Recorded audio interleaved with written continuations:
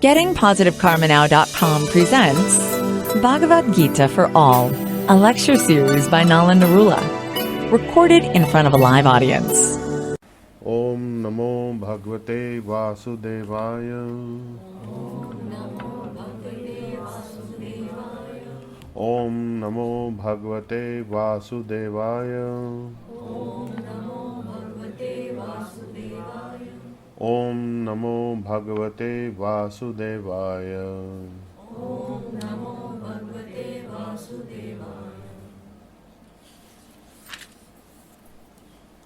So Bhagavad Gita for all, to understand how we can apply the principles in daily life. Last time we had completed chapter 2, text 38. And this was Lord Krishna telling Arjun, encouraging him and reminding him of his actual duty to his dharma, to his Kshatriya dharma.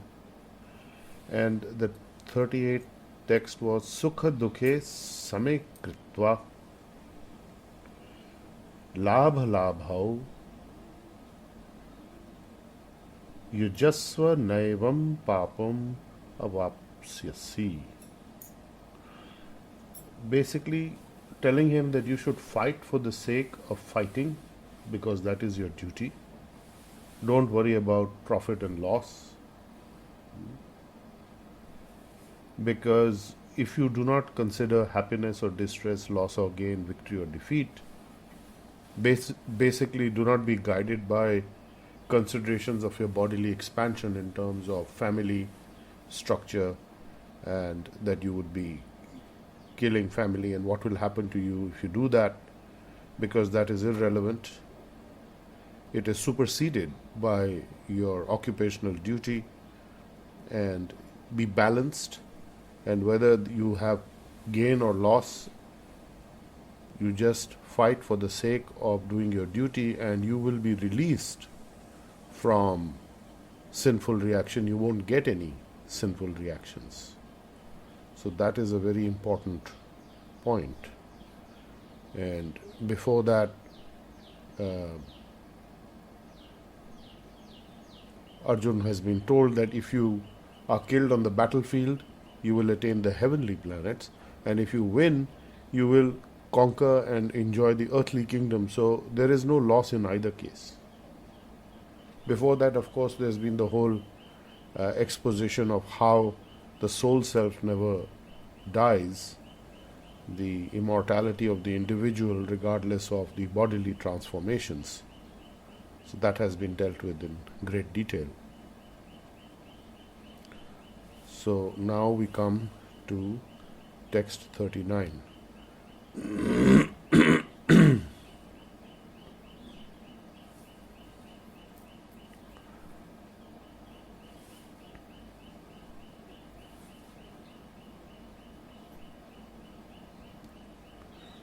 Esha te abhita sankhye buddhi yoge tu imam shrinu buddhya yukta yaya partha karma bandham prahasyasi.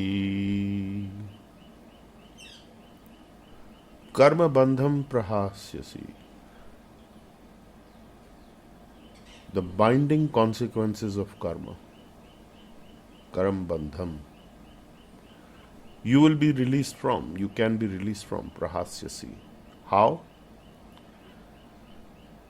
By understanding that you can work without fruitive results, without working for fruitive results, but work with intelligence and by analytical study. So far I have described to you, Krishna is saying, I have described to you so far the analytical knowledge of Sankhya. Sankhya means the analytical study. And Buddhi Yoga, work with intelligence and do not be distracted by the intelligence of the false ego. So there are two chakras. One is the Buddhi Yoga chakra, which is in the third eye chakra, and that complex in the head region. And then there is the ego consideration, which is coming from the below the solar plexus, in the Hara region, in the Swadhisthana, the place of the false ego, Swa-adhisthana. And just by hearing, you become Shrinu, just hear, Buddhya, by intelligence, and Yukta Yaya, and by which you dovetail, become joined. Yukta means to become yoked or joint or dovetailed. And when you do that with intelligence, you can free yourself from karambandham. Karambandham is the binding consequences of karma. And this is exactly what we are doing as healers. We are releasing ourselves from the binding consequences of karma by doing healing and acting by intelligence. So the Sankhya Yoga was originally spoken by Kapil Muni to his mother Devahuti. And there is also a false Kapil who has a very different, deviant take on the subject. And that is not who we are talking about. We are not talking about the atheist Kapil who said that there is no God and so on, and there is no supreme being. So, long before that, the Sankhya philosophy has been explained in the Bhagavatam, and as Lord Kapil, Lord Krishna appearing as Lord Kapil, explained to his mother Devahuti, and that ultimately the Buddhi Yoga is the aspect which we will get to later in the Bhagavad Gita in great detail. And the Buddhi Yoga is to be linked to the heart center, which is the place of the super soul, the Paramatma. And those of you who've done Reiki, the third symbol of Reiki is connecting you to that aspect, the networking. Of course, at Reiki 1 you have that connection, but you don't have the next level of connection where you can actually create a symbology to connect with the heart center directly by invoking the symbols that are the connecting symbols. But that is still available at the basic level as well. So there is no loss of any kind.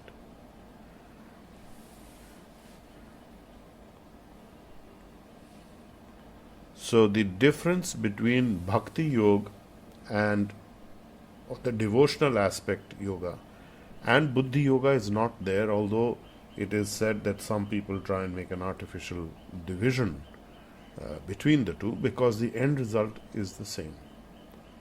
It is the same with science. Science is Sankhya, you can say. And Krishna says in Bhagavad Gita that the goal of scientific analysis and study, or Sankhya, and the goal of Bhakti Yoga is the same, and that is to attain to me. Krishna says that. So he goes on to say, Lord Krishna goes on to say in the 40th text, Ne avikrama nasho asti pratyavayo na vidyate swalpam api asya dharmasya trayate mahato bhayat. Na iha abhikrama nasha. There is not in this effort any loss. There is no nash. Pratyavaya, nor there is any reduction, nor ever is there even any of this if you do slight amount of work in this direction. So swalpam api asya dharmasya. If you do even the slightest bit of karma action on this path of this occupational duty, the dharmasya, trayate mahata bhayat, this will release and protect you from the greatest of all dangers and fears. So bhayat is the word used that basically fear from danger. So if you are following the healing path, if you are following progression of your right action, right endeavor, even the little bit of effort will save you. Swalpam, little bit, very tiny amount. Apiyasya dharmasya, in this occupational duty that you have, this highest occupational duty. And it releases you and protects you from the greatest of fear. It actually releases you. Trayat. Trayate. Releases. Mahata bhayat. Great danger. So one of the things that constantly we are faced with is fears. So it is very important to understand this, that we need to be fear-free on the path of healing and devotional service toward the divine. So healing and devotional service are the same, because they are ultimately working towards becoming free of the karmic bindings and doing the service to Lord Krishna directly by releasing ourselves and helping to release others from their karmic bindings so that they can go back to their eternal home and be with the divine. That is a purpose which is very, very dear to the heart of Lord Krishna. So that is a direct service to Lord Krishna. There are other services on the technical path or the traditional path which one can also follow. That is like Vandanam, Archanam, Padasevanam, and so on, that you worship, you serve the deity, you do the temple worship. But that is not for everyone, and this is something that can be done all the time, because the end point of this is to release oneself from karmic bindings and help others to get to the same place. And that is your best constant bhakti yoga towards the divine. So here we have then text 41. Vyavasayatmika buddhi ekaha kuru nandana bahu shakhaha anantascha buddhayo avyavasayanam. व्यवसाय आत्मिका बुद्धि एक इहा कुरु नंदन बहु शाखा ही अनंत च बुद्धाय अव्यवसाय Ram.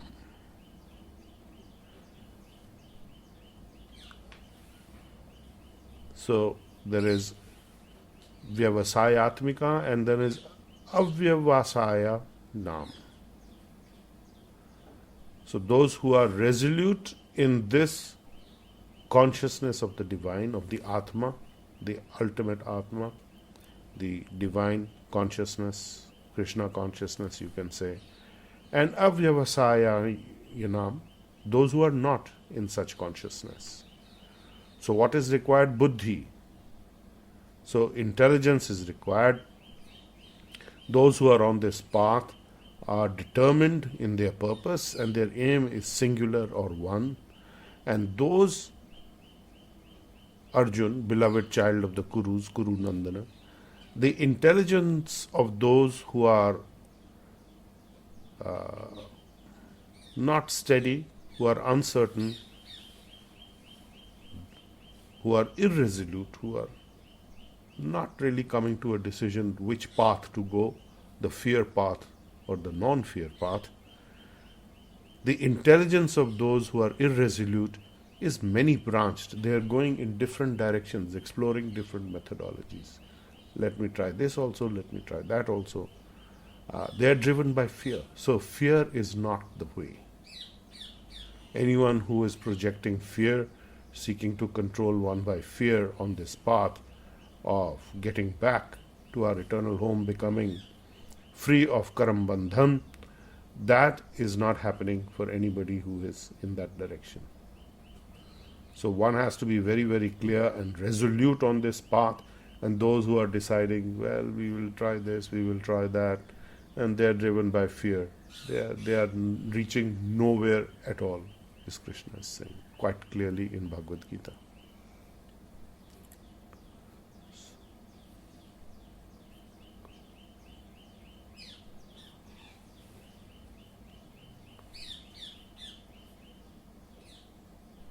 So we will conclude today at chapter 2, text 40,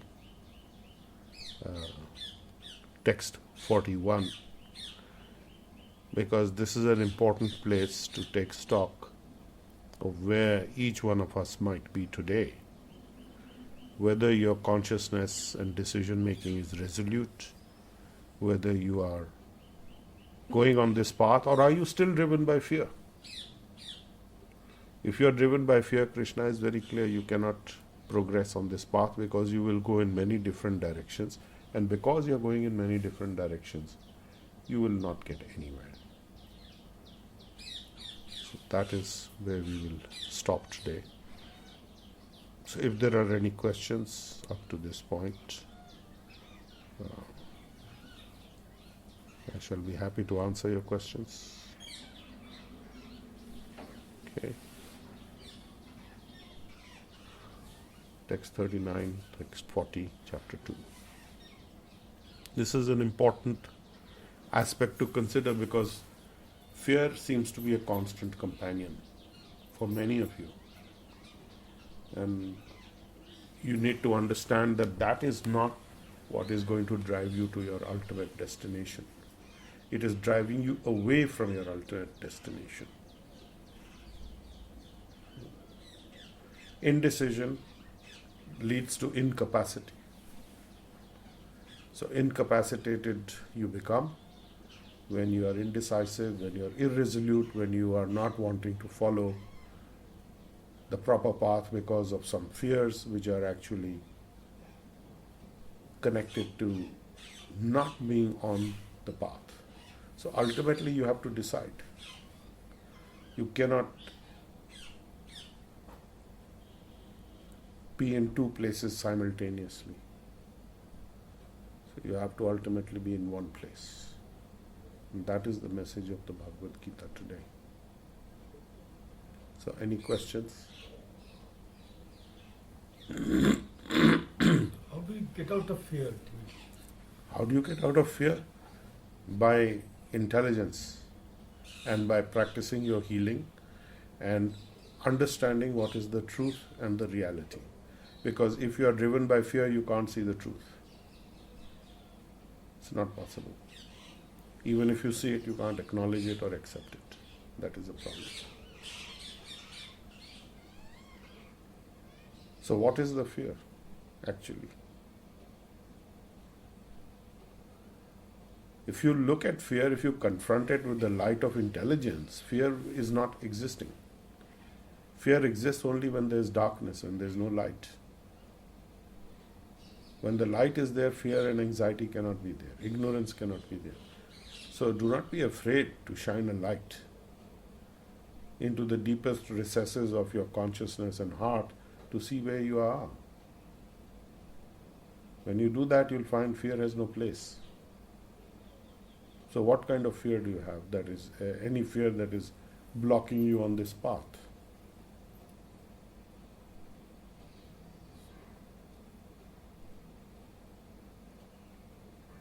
Actually, so one fear which I always confront is of the negative tantra, which somebody might be. So one is... How do you know that it's happening, first of all? And why are you fearful of so-called negative tantra? So what? There's so many negative things around. Why is that stopping you from your healing practice? No, I am progressing on that. No, that's why no. This is an advanced understanding slightly. That if you are doing your mechanical progression of healing, but you are wedded to fear, you're not going to go very far because you're not going to do the things that are needed. We had a very interesting discussion yesterday. I was having dinner with some people last evening, and they had a chronic back problem. Now you know from your healing studies that back problem means what? Unresolved Unresolved things because of what? relationships relationships and purpose, and basically, what have we told you that if you get a lower back pain, where does that come from? No, no. Decisiveness, which way to. It says no. If you remember that, let's say you had a left-sided leg sciatic pain. What does that mean? Who is responsible for it? And the right-sided outside world, somebody in the outside world. So it was very interesting, and these people were sharing with me that they had gone to a orthopedic doctor, and I was very impressed about the qualification of this doctor, which I came to know after he gave his diagnosis and his prescription.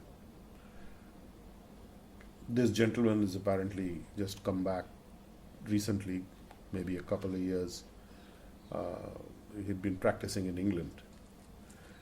And he came back and he examined this person and he looked at them and he said, I'm not going to write you a prescription for any medication. The problem is coming because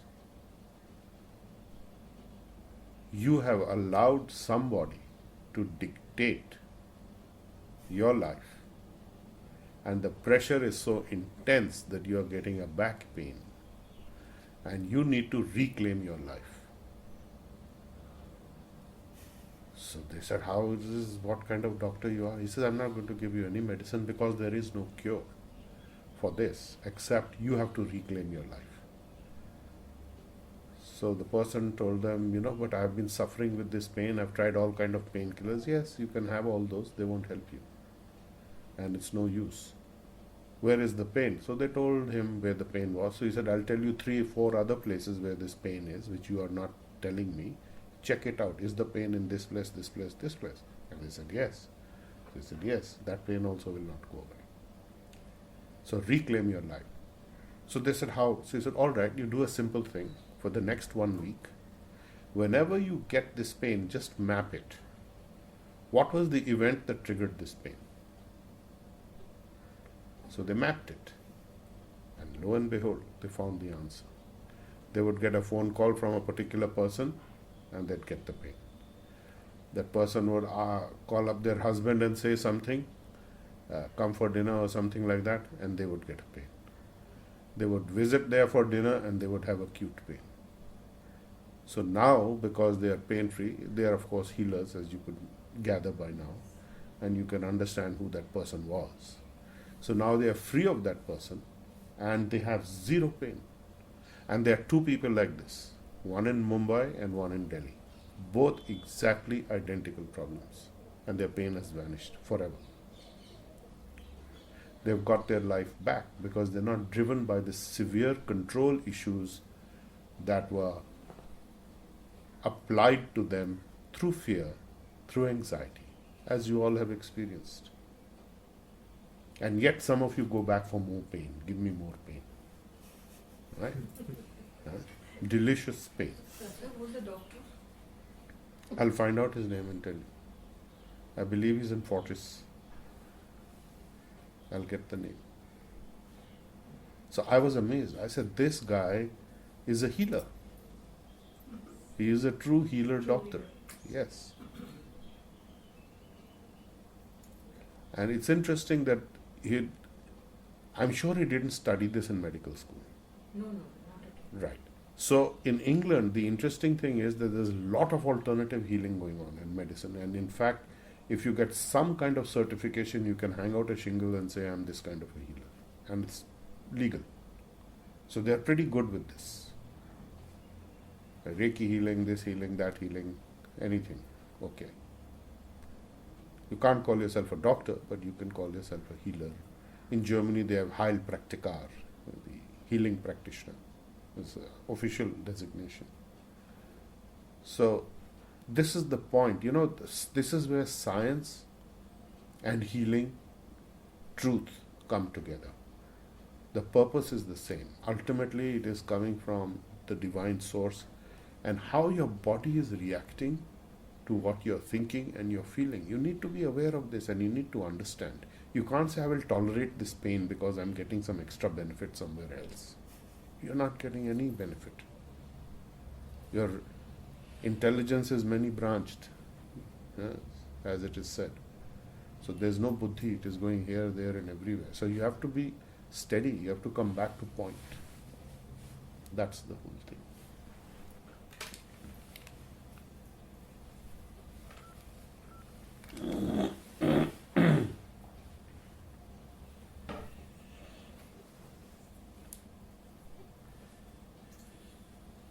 हाँ जी breakfast देती हैं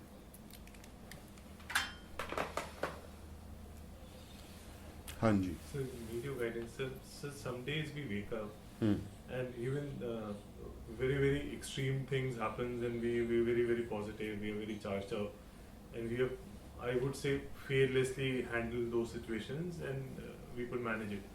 But some days we wake up in the morning and we feel even the smallest of the things can trigger, and then we tend to think in a very, very magnifying way, which is at times when the time passes you realize it was totally non-required for us to be so magnifying a problem which was so small or something like that. So why does it happen, or how do we handle it, sir?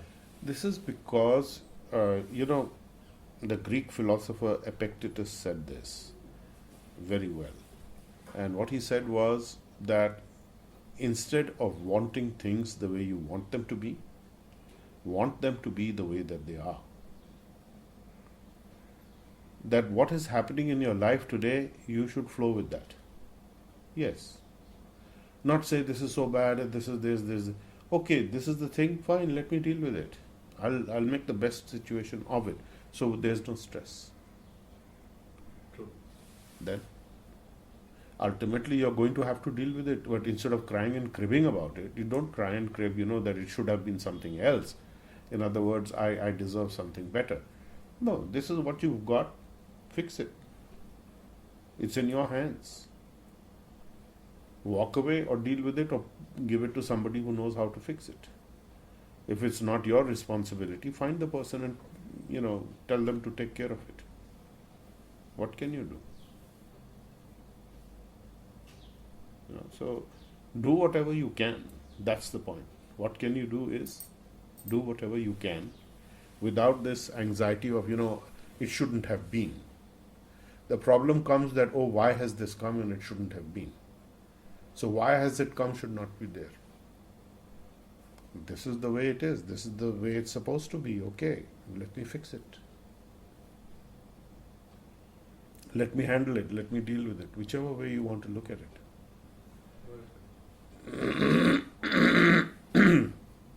So in this,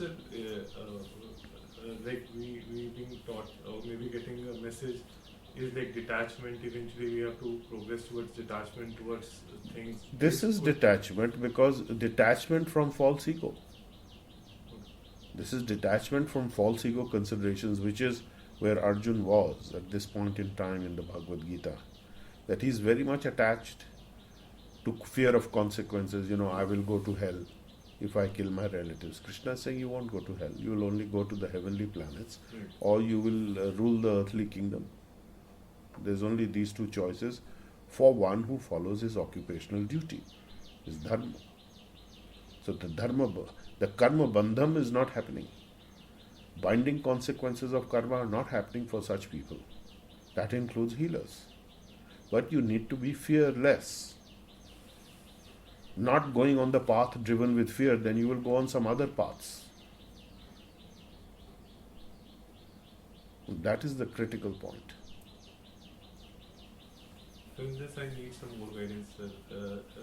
When we are in a professional situations, most of the time we tend to detach ourselves, and then we are able to evaluate a situation objectively and take corrective course of actions. So then we are less fearful, and then we feel we take a ride.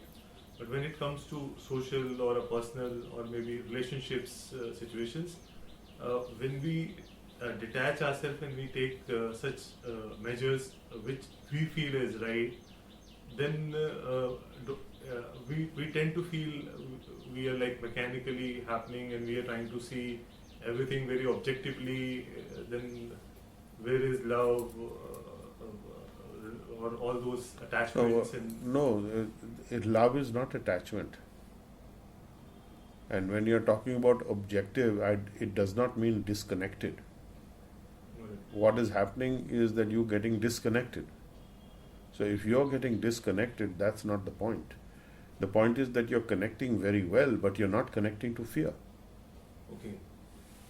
So I am suggesting this course of action, for example, for someone, you can say, and it's a family member, somebody you love. But you disconnect from the fear and you connect to the intelligence that this person, I'm guiding them. I can't force them beyond a certain point. I can't influence them beyond a certain point. True. The problem comes then when we think that we can influence, and then why is it not happening? And because I want this thing happening for this person, because I love them. True. That's the trouble. Love doesn't mean hanging on. Love means letting go. Yeah. Love is not hanging on. Love is letting go. This is it. This is as much that I can guide you. If you are within my jurisdiction of control to this point, I can control you. Beyond that, I cannot. You have to understand by intelligence. Thanks. Anything else? But if you are in a closed family structure, right, where you are dependent on each other's guidance sometimes, and if you are telling that person, is that controlling you? If you are doing what to the person? If you are, kind of guiding or suggesting. No. So the thing is that I'm saying that you can guide, you can suggest, but beyond a certain point, it's not going to happen. But if they are doing something and that repercussion also comes on you, then how? Yeah, it will come on you, so then you just say that's the way it's meant to be and let me see how I can deal best with it so that it doesn't happen the next time. So you'll say, fine, you want to do this is okay. The repercussions will come, what state I'll be in to deal with it, I don't know.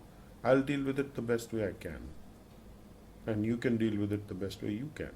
And together we'll deal with it the best way we can. That's how it works.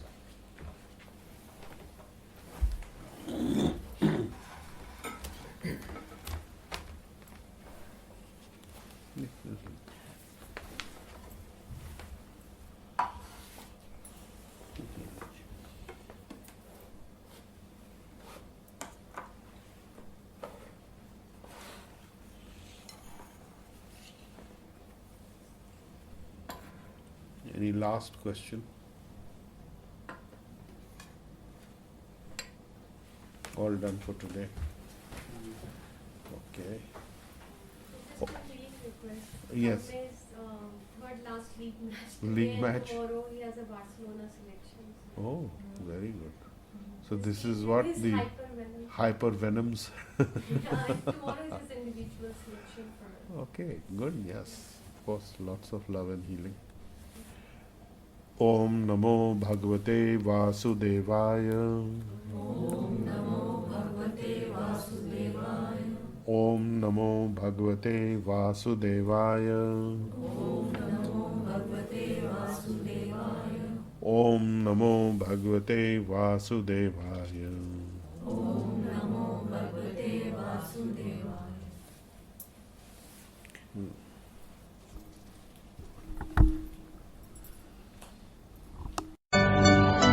You've been listening to Bhagavad Gita for All, a lecture series by Nalan K. Narula. Explore our website, gettingpositivekarmanow.com, for more on how to change your karma and destiny.